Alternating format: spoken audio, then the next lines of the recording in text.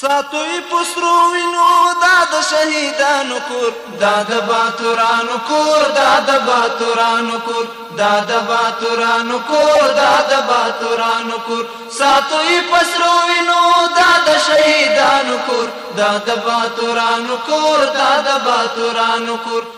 د خبرونو سرټکی په کندوز ولایت کې د خټکیو هندوانو تود بازار کاروبار کوونکي وایي د تیرو کلونو پرتله سږکال د خټکیو هندوانو پیر او پلور مناسب ده. د کندوز والي د داخلي او بهرني خیریه بنسټونو د استازو سره لیدنه خبرپاڼه کې راغلی چې کندوز والي د اړمنو اوسیدونکو په لاسنیوي ټینګار کړی او په کندهار ولایت کې د چرګانو د فارمونو زیاتوالی. دا د باتورانو کور دا د باتورانو کور.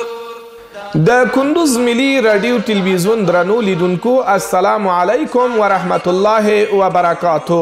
نن سه شنبه د 1415 سپوږمیز کال د ذوالحجة الحرام د میاشتې 25مه د 1403 لمریز کال د چنګاښ 12مه چې د 2024 زیږدیز کال د جولای له 2مې نیټې سره سمون لري. بشپړ خبرونه زه ایمل اقتاش یم. په کندوز ولایت کې د خټکیو هندوانو پلورونکي وایي سږکال په دې ولایت کې د تازه میوو بازار تر بل هر وخت غوړېدلی. په همدې حال د خټکیو هندوانو پلورونکي وایي چې د بازار ښه والي ترڅنګ ګڼ شمېر کسانو ته په دې برخه کې د کار او روزګار زمینه مساعده شوې ده. د کندوز ښار په یوه څنډه کې دا د خټکیو هندوانو هټۍ ده. په دغه هټۍ کې د خټکیو هندوانو پلورونکي وایي چې سږکال د تازه میوو په ځانګړي ډول د خټکیو هندوانو بازار تود شوی او هر ورځ ګڼ شمېر کسان د تازه میوو پیرلو په موخه ورځي. دوی دغه ورځ له هغو ځوانانو چې بهر ته د کار لپاره ځي غوښتنه کوي چې په هیواد کې کار وکړي ترڅو د کار او روزګار ترڅنګ هیواد ته هم خدمت شوی وي. اینجا ما 5 نفر کار میکنیم، سودای ما خوب است، کاروبار ما شکر است. تا مزدوری مردم خارج کردن در همینجا در وطن خود غریبی کنیم. آرام هستیم ما برادر، از پیش امارت اسلامی خوش هستیم. کاروبار ما خوب است. 5 نفر اینجا کار میکنیم، 5 شریک هستیم روزانه. و فرق میکنیم باز رو 10,000 باز رو تا 20,000 22,000 15,000 دخل می روزی باز روز رو 1,000 هم میمونه. فی نفری 500 400 300 هم روزی که نمونه روز 300 میمونه. خوب است شکر کاروبار میشه میشه. بل لور ته بیا د خټکیو هندوانو پیرودونکي د نورو ولایتونو پرتله د کندوز خټکي او هندوانې د خوند له اړخه غوره بولي او زیاتوي چې سږکال یې بیې هم مناسبې دي. سږکال شکر د الله ده چې د کندوز حاصلات ډېر ښه روان دي او د کندوز حاصلاتو کې خټکي او هندوانې دا شیان ډېر ښه دي او په بیې باندې مناسب دي او نسبتا د نورو ولایتونو د کندوز خټکي و هندوانې په خوند باندې برابر دي. ما اینجا آمدیم خربزه گرفتن از دیگه ولایت کرده. این خربزه بسیار شیرین و خوشمزه است. ما هم چند باید در خانه و تربوز خربزه میبرم. دا په داسې حال کې ده چې سږکال د کندوز په کچه د خټکیو هندوانو په حاصلاتو کې د پام وړ زیاتوالی راغلی. کندهار کې د چرګو د هګیو 10 سلنه اړتیا له ستا فارمونو پوره سوې. د کندهار د کرنې او مالدارۍ ریاست مسؤلین وایي چې د کندهار په کچه دا مهال د چرګو د هګیو شاوخوا 8 فارمونه فعالیت لري چې په ورځني ډول تر 210,000 هګۍ تولیدوي او تر 10 سلنه زیاتې د کندهار اړتیا پوره کړي. دا په داسې حال کې ده چې یوازې یو ملي سوداګر د هګیو د چرګو د فارمونو جوړولو په برخه کې تر 25 میلیونه افغانیو پانګونه کړې. له کندهار ولایت نه زموږ همکار محمود فیضي راپور لري. دا په کندهار کې د چرګو د هګیو د تولید په برخه کې یو لوی فارم دی چې ترڅنګ یې کندهار کې 9 نور لوی او کوچني فارمونه هم فعالیت لري. د همدې فارم عمومي مدیر وایي 25 میلیونه افغانۍ پانګونه یې کړې. په خبره یې په یاد فارم کې تر 150,000 د هګیو چرګې ساتل او روزل کیږي چې په ورځني ډول تر 120,000 هګیو تولید لري. نوموړي زیاتوي چې هیواد کې د پانګونې ترڅنګ یې لسګونه ځوانانو ته د کار کولو زمینه هم برابر کړې.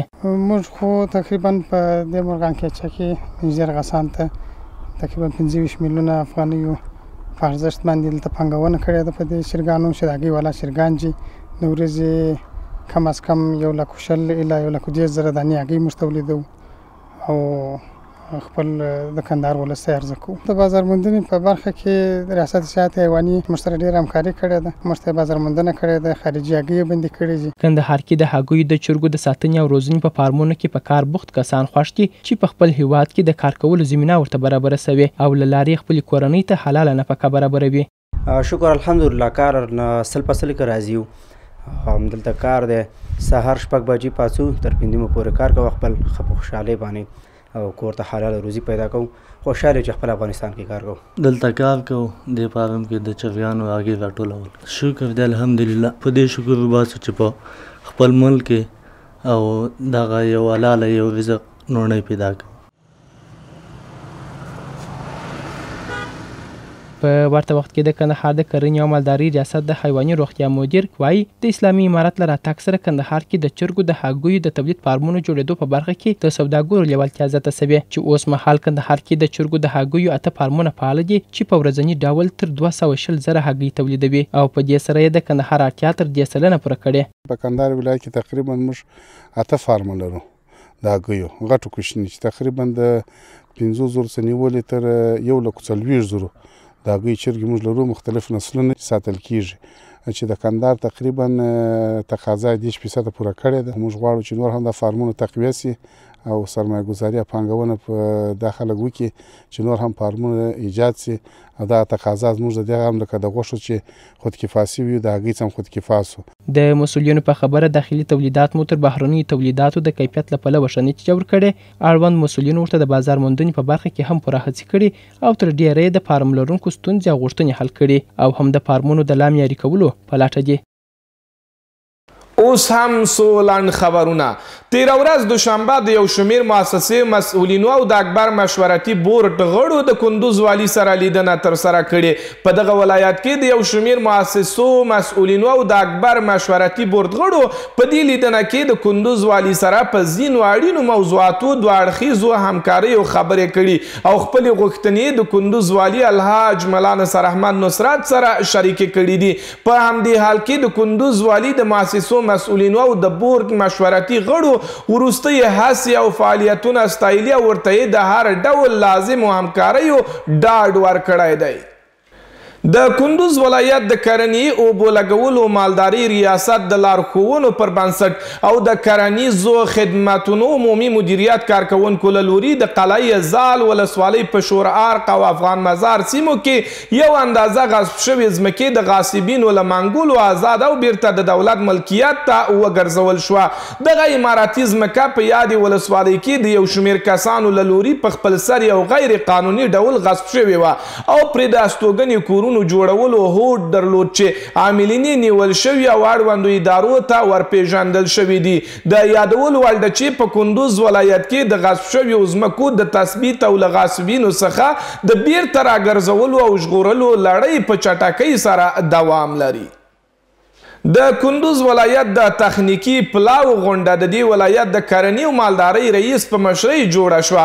سرچینې ویلي په دغه غونډه کې د دې ولایت د اقتاش، ګلتپي او تبرکش په سیمو کې د غصب شوو ځمکو د مخنیوي په اړوند خبرې اترې شوي او لازم تصمیمونه نیول شوي دي.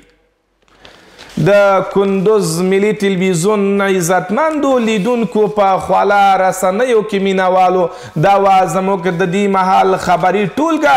تر بیا مو په لوی رب سپارم له تاسو هیله کوم چې د افغانستان د ملي تلویزیون راتلونکي خپرونې وګورئ. په مخه مو ښه شه. ساتوی پسرو وینو دا د شهیدانو کور، دا د باتورانو کور، دا د باتورانو کور، دا د باتورانو کور، دا د باتورانو کور. ساتوی پسرو وینو دا د شهیدانو کور، دا د باتورانو کور، دا د باتورانو کور.